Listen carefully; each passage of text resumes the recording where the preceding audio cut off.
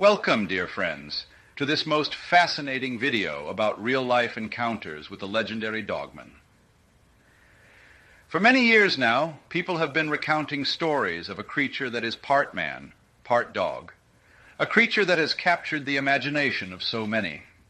These tales have been passed down through generations and have become a part of our collective folklore.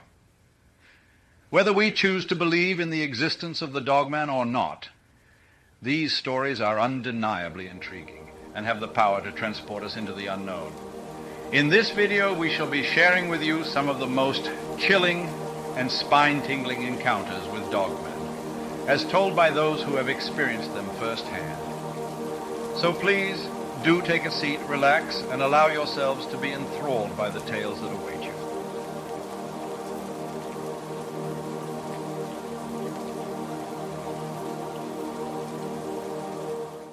I visited my great uncle in the region around Kerrville, Texas. About 20 years ago, I had an encounter that still haunts me to this day. It was a normal evening with the sun setting and the wildlife making their usual calls. My great uncle and I were out for a walk with his dachshund, a routine we followed every evening. But then something strange happened. All of the wildlife suddenly went deafeningly silent, and the dog froze, looking directly at a specific area near a street light. I followed the dog's gaze, and what I saw filled me with a sense of unease and fear that I could not quite explain. There was a creature loping through there, a dog-like thing about the size of a large Labrador Dachshund hybrid. But that was not the most terrifying part of it. On the creature's neck, there was a head the size of a bear, and the thing was loping up and down in a way that didn't fit its build. The creature was powerfully built, especially its upper limbs, and it had a fluid aspect to its motion that made it look hypnotic. But there was something fundamentally wrong about the proportions of the creature that made it terrifying. The head was so massive that it dragged the body down with it when it moved, and the dissonance between its motion and build was what made it look so terrifying. The dog remained frozen for what felt like an eternity, without even growling or barking. And the sudden silence that lasted for a few minutes after it left me shaken to the core.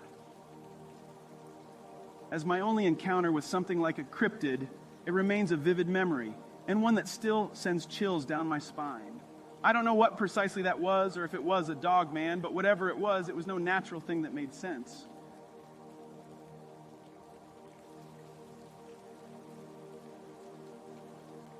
It was a dark and stormy night, and I was feeling restless. I decided to go for a drive to clear my head, and hopefully the rain would wash away some of my worries. As I drove through the countryside, I noticed that the roads were empty. It was unusual for this time of the night because I usually see many animals out, but tonight there was none. After a while, I found myself about 2.5 miles outside of Cross Plains, Texas, and that's when I saw it. A large animal was in the middle of the road eating a raccoon that had been hit by a car. Its eyes sparkled in the headlights of my car. It looked like a large, dark gray dog at first, but as I got closer, I realized it was not a dog. The animal stood on all 4 feet and had picked up the coon in its mouth.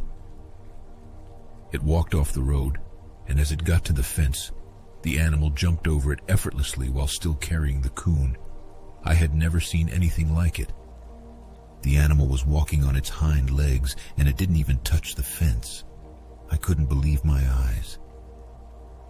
As I got out of the car with a flashlight to see more, the animal crouched behind some weeds and small brush. It was then that I noticed that its eyes were reflecting a strange red glow. I had never seen anything like that before. While I was shining my light on the animal, it started a very loud, deep growl, followed by a hissing noise. I felt chills run down my spine. At that point, I knew I had to leave. I got back into my car, but before I drove off, I watched the animal for a period of about 8-10 minutes. It had no tail, and it was the most terrifying thing I had ever witnessed.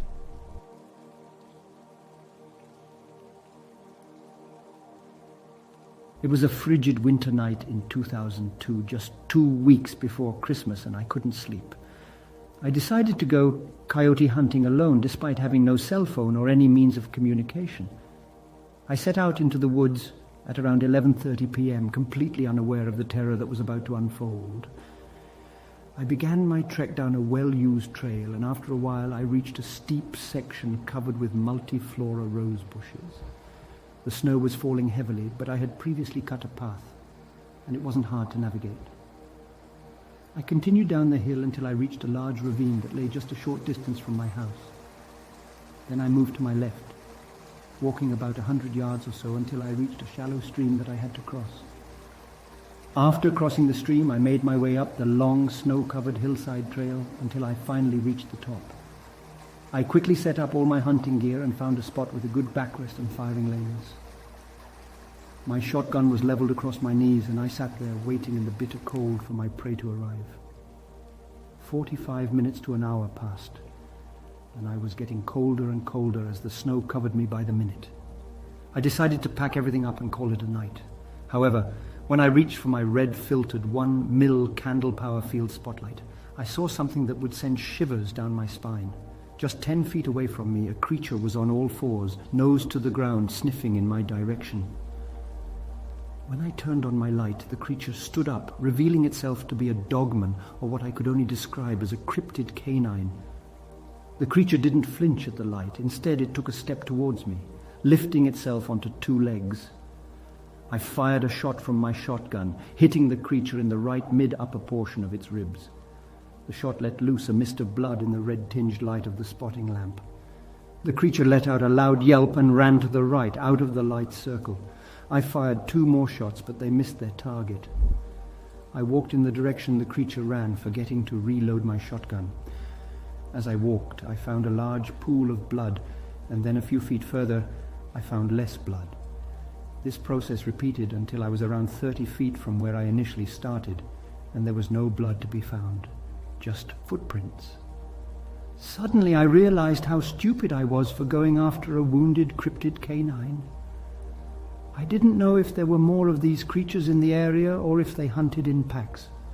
For all I knew, I had just encountered a real-life werewolf. I trudged back home, taking my time and watching my back every step of the way. When I finally made it home, I went to bed feeling lucky to be alive. I never spoke of that night again until 2019, when I decided to share my story with the world. I hardly hunt anymore due to health problems, but the memory of that night haunts me. I am now working on getting a group of professional cryptid researchers to come take a look, hoping to uncover the truth behind my terrifying encounter.